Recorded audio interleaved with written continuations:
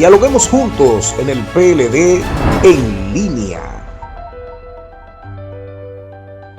Nosotros como gabinete técnico que está acompañando al próximo presidente, Abel Martínez, en la toma de decisiones y en la preparación de un plan de gobierno, pues también estamos realizando diagnósticos de manera permanente sobre la situación que vive el país y el desempeño de este desgobierno. En ese sentido, queremos anunciar al país que da pena cómo cada día el pueblo dominicano se vuelve pobre y aún más pobre y sufre los constantes y prolongados apagones a causa de la negligencia, ineptitud y la falta de voluntad del gobierno de Luis Abinader y el PRM.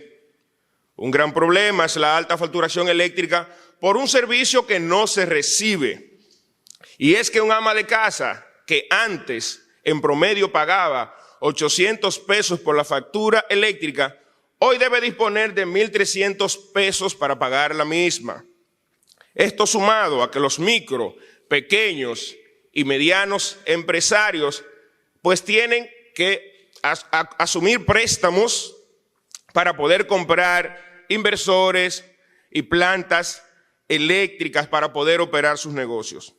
Han vuelto la quema de gomas en los barrios del Gran Santo Domingo y en el resto de las provincias del país en reclamo de que se mantengan las 24 horas de energía que ya eran una etapa lograda durante los gobiernos del PLD. Pero lo grande es que el pueblo no tiene quien le escuche, pues clama a un gobierno indolente, inhumano y que hace caso omiso a los reclamos.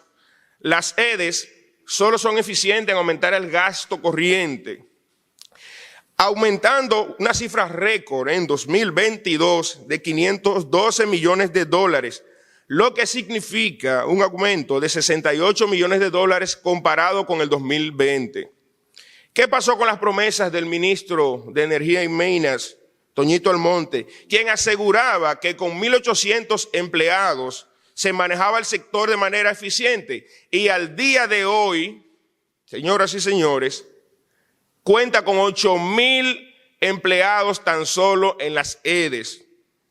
Es importante que el país tenga bastante claro que el gobierno de Luis Abinader, luego de gobernar este país, ha sumido a las EDES en una ineficiencia que nos ha costado a todos los dominicanos de nuestros bolsillos unos 780 millones de dólares tan solo por el aumento de las pérdidas eléctricas. Óigase bien, 780 millones de dólares tan solo por el aumento de las pérdidas eléctricas. Esto equivale a unos 240 millones de dólares al año que tiene que sacar a familias pobres y la clase media de la República Dominicana. El índice de recuperación efectivo, el CRI, como se le conoce en el sector eléctrico, disminuyó de 70.4, que estaba colocado en 2019, a apenas un 62.6 en el 2023. Las inversiones del sector disminuyeron en más de un 50%. Cuando comparamos los 295 millones de dólares en promedio que se invirtieron en 2019 con los 145.6 millones de dólares que apenas se han invertido o fueron invertidos en el 2022. Sin embargo, no está claro en qué se invierte el dinero prestado. Ustedes bien conocen que al día de hoy anda rondando unos 30.000 millones de dólares la deuda pública aumentada tan solo por los préstamos que han sido aprobados por el Congreso del PRM. Mientras tanto, han destruido el sector eléctrico y se ufanan en vender al país que es un gobierno transparente. Sin embargo, no han perdido el tiempo en implementar prácticas fraudulentas y que también son lesivas al pueblo dominicano. En este caso en particular podemos mencionar el proyecto de Manzanillo de los 800 megavatios que todos conocemos a gas natural. Pues resulta que de un plumazo la superintendencia, mediante una resolución, aumentó $2 a la potencia del proyecto y esto le costará al país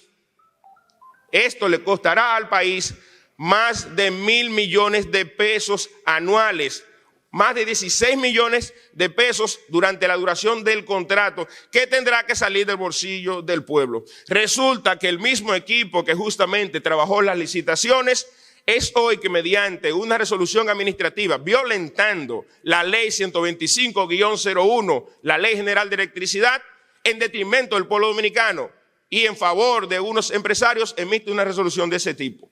En otro sentido, también tenemos un caso muy particular y que de hecho ya ha causado revuelo en el país, que es el caso de Punta Catalina. Como siempre hemos dicho desde el principio de la designación del señor Marrancini frente a esta central, se ha puesto la iglesia en manos de Lutero. Y en este caso en particular, el presidente ha complacido los caprichos del señor Marrancini y nada más y nada menos que resulta que luego del Congreso aprobar que Punta Catalina se convirtiera en una empresa pública, resulta que misteriosamente el señor César Sánchez ha sido excluido del Consejo de Administración.